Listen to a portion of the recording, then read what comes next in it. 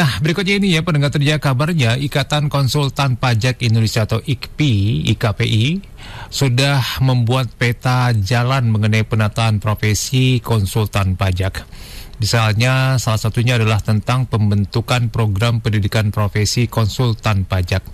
Nah, untuk membahas hal itu kita sudah tersambung dengan narasumber Ketua Departemen FGD Ikatan Konsultan Pajak Indonesia dengan Pak Suwardi Hasan.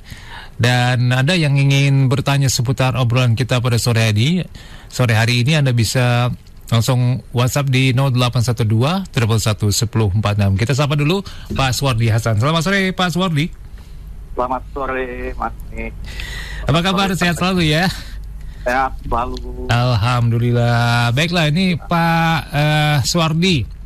Ya. Tadi di awal saya sudah menyebutkan ada pembentukan program pendidikan profesi konsultan pajak. Sebenarnya tujuan utamanya apa sih dari pembentukan ini? Nah, ini Mas Nik. Jadi baru merupakan satu usulan ya untuk menata profesi konsultan pajak di Indonesia. Nah, tujuan utamanya adalah tentu untuk memenuhi kebutuhan konsultan pajak yang profesional, sekaligus bisa menjamin kualitas kompetensi seorang konsultan pajak. Nah, itu tujuan utamanya. Bagaimana kita ketahui sistem perpajakan kita kan mengandung sistem assessment dan bahwa program pajak itu tidak sederhana. Tidaknya dibutuhkan pengetahuan ya disiplin, pengetahuan substansi, hukum, administrasi, perpajakan, dan dituntut selalu update peraturan perpajakan. Nah, ini bukan yang mudah bagi wajib pajak. Jadi dibutuhkan seorang konsultan pajak yang profesional. Itu tujuan usulan untuk pembentukan program pendidikan profesi konsultan. Jadi rencana program ini adalah ditujukan kepada para konsultan pajak, gitu ya, Pak Suwardi? Oh, bukan. Jadi selama ini konsultan pajak yang berpraktek selama ini mereka mendapatkan izin dari P2 kita, perusahaan Pusat Pembinaan Profesi Keuangan. Nah, untuk mendapatkan izin praktek itu, calon konsultan pajak itu hanya langsung mengikuti ujian sertifikasi tanpa melalui satu pendidikan profesi layaknya seperti profesi yang lain di sektor lain yang profesi penunjang sektor keuangan gitu. Iya.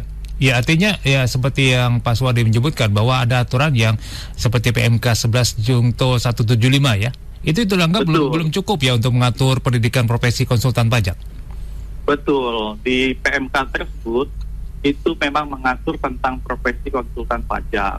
Masih terbatas pengaturannya. Ya, yang diatur di situ bagaimana cara untuk menjadi konsultan pajak, dan di situ memang tidak diatur mengenai kewajiban untuk ada pendidikan profesi sebelum mengikuti ujian sertifikasi.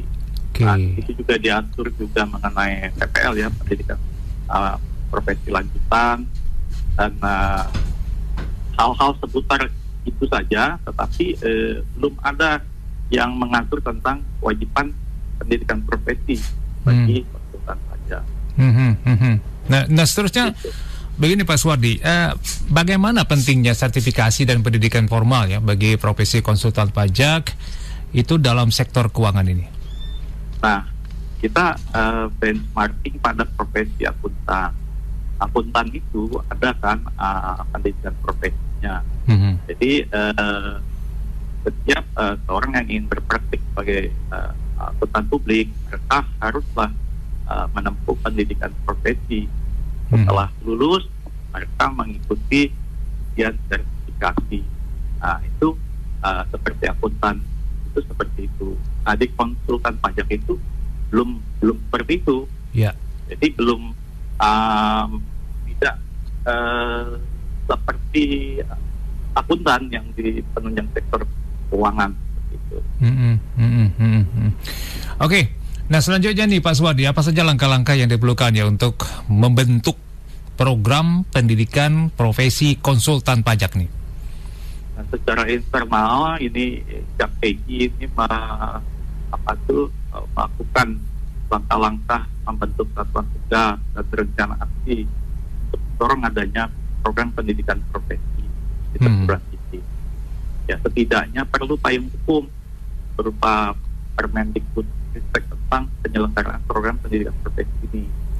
Nah, penyelenggaraan pendidikan profesi ini ya seperti yang jalurnya adalah undang-undang pendidikan, yang penyelenggaranya adalah perguruan tinggi. Tentu bekerja sama dengan asosiasi, miriplah polanya seperti pendidikan profesi akuntan. Iya. Tapi nanti ada lagi ya profesi konsultan pajak gitu ya. Betul. Ya, kita merasa perlu sekali adanya ditambah penataan seperti ini. Nah, sangat perlu sekali karena regulasi yang ada seperti PMK tadi itu tidak dapat mencegah atau mengawasi berprakteknya konsultan pajak yang tidak terdaftar.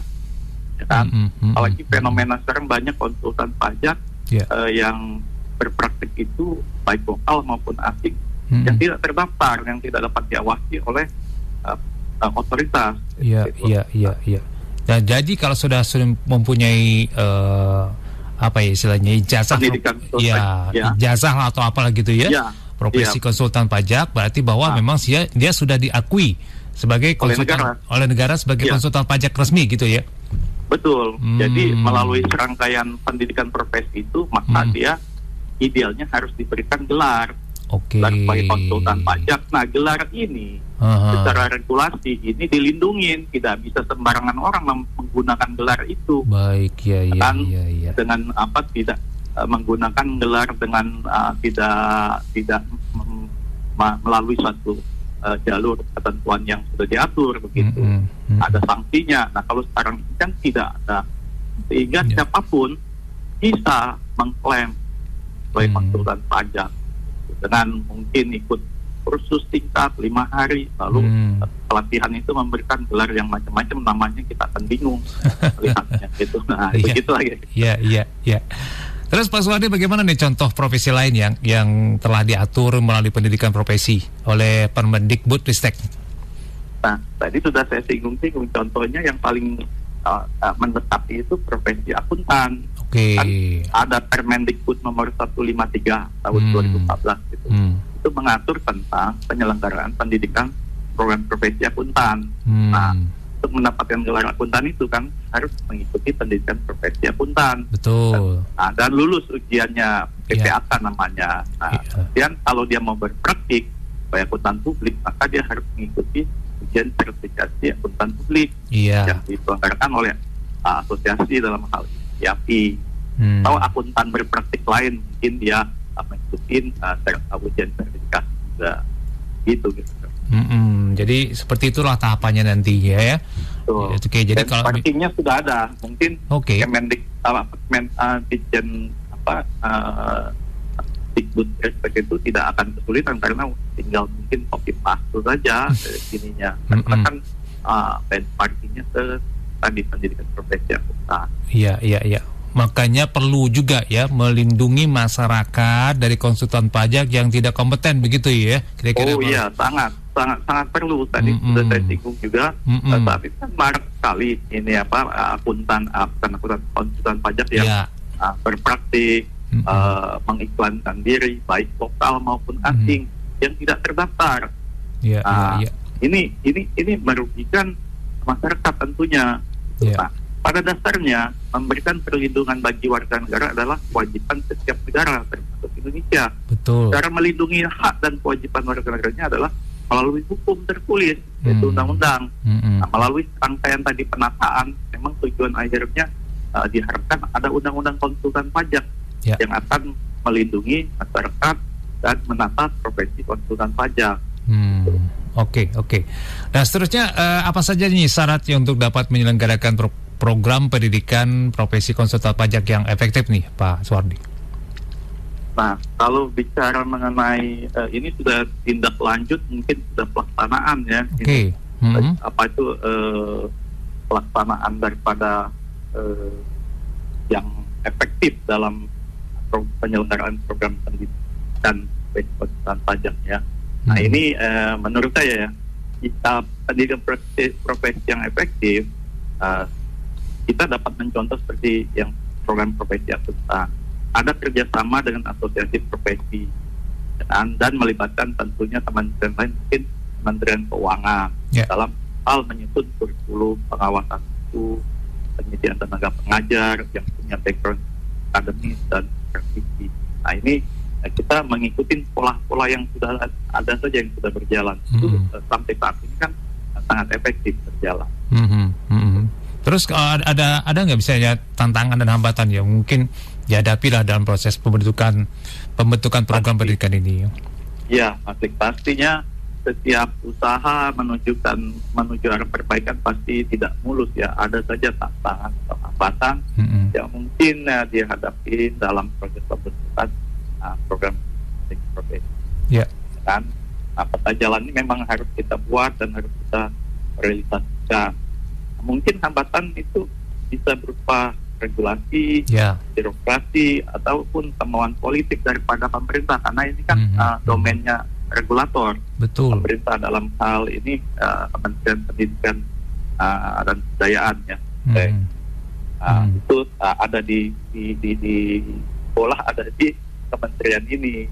Semoga talkshow ini juga bisa sampai terdengar oleh stakeholder seperti Dirjen Dikti atau stakeholder lainnya.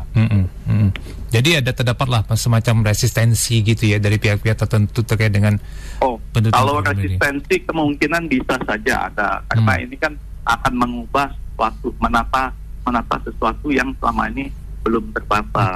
Betul ya. Mungkin resistensi ada, mungkin kalau untuk bagaimana ketahui asosiasi konsultan pajak kan bukan hanya IKPI, tetapi ada yang lainnya yang dulunya juga merupakan bagian dari KPI. Mungkin itu tidak merupakan satu hal yang menghambat atau resistensi. Justru ini mungkin dari pemerintah sendiri kita ingin mudah-mudahan tidak ada resistensi. Betul. Nah, peran IKPI ini sendiri ya dalam mendukung pembentukan program pendidikan profesi konsultan pajak itu bagaimana Pak Suwardi? Peran KPI tentu kita berperan sebagai inisiator, menginisiasi. Ini kan pertama kali tidak ada yang membicarakan tentang hal ini. Nah, ini kita coba angkat saat. Dan peran kita adalah mendorong supaya profesi konsultan pajak itu bisa kuat di dalam memberikan layanannya di dalam sektor keuangan, sama seperti profesi penunjang sektor keuangan yang lainnya, notaris, akuntan, publik, dan browser, kan mereka kan melalui pendidikan profesi gitu. Dan memang kita akui, kita sebagai profesi konsultan pajak ini belum memiliki undang-undang konsultan pajak.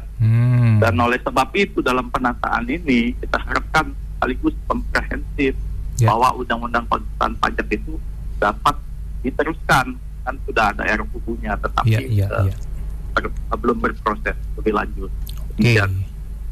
Tapi ini upaya untuk pembentukan program pendidikan profesi konsultan pajak sudah diajukan ya ke kementerian baru nih, Kementerian Pendidikan Tinggi dan Ristek gitu ya, Pak Suwardi. Belum. Ini karena ini kan baru dilantik juga kementeriannya. Kita berencana juga akan istilahnya sowan atau berkunjung atau meminta waktu beraudiensi untuk membicarakan hal ini. Kebetulan kan ini kabinet juga baru kita masih menunggu begitu. Nah ini kita masih juga mengupayakan melakukan kajian internal maupun eksternal tentang penataan profesi ini, dan pastinya juga melibatkan banyak pihak seperti perguruan tinggi kan gitu. Kementerian sendiri kita ikut libatkan, baik Kementerian Pendidikan Tinggi maupun Kementerian Pendidikan maupun Kementerian Keuangan gitu. Demikian. Baik, tapi sudah juga soal ke beberapa kampus ya untuk program ini, dan mereka responnya seperti apa nih Pak Suwardi? Pastinya perguruan tinggi sangat mendukung, setuju, karena ini mereka dilibatkan. Betul. Mereka dilibatkan, mereka yang akan menyelenggarakan, bukannya asosiasi. Dan memang itulah jalur yang pas.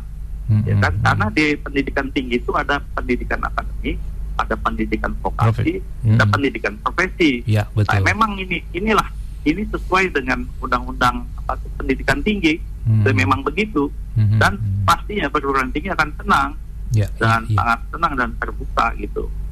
Jadi kita asosiasi bukan pihak yang menyelenggarakan, tetapi pihak yang bekerja sama demi untuk memastikan nanti outputnya adalah konsulan pajak yang profesional, ya, berkompeten, serta mempunyai gelar yang memang dilindungi oleh negara, sehingga masyarakat pengguna jasa konsulan pajak itu bisa terlindungi.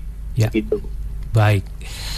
Oke, terima kasih Pak Suwardi Hasan dari Ketua Departemen FGD Ikatan Konsultan Pajak Indonesia. Sukseslah untuk program pendidikannya ini ya Pak ya. Semoga sampai juga Kementerian Tinggi dan Ristek nantinya ya. Ya, terima kasih. Baik. Selamat sore. Selamat sore Pak Suwardi Hasan, Ketua Departemen FGD Ikatan Konsultan Pajak Indonesia.